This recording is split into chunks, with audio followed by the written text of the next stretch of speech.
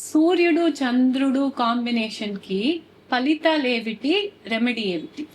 Okay. ఇప్పుడు సూర్యుడు కారకత్వం గురించి మనం మాట్లాడాము.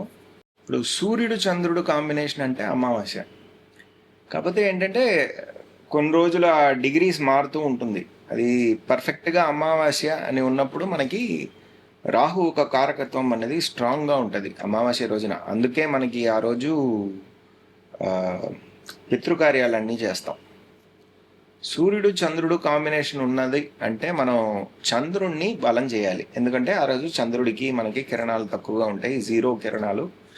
చంద్రుణ్ణి బలం చేయాలి.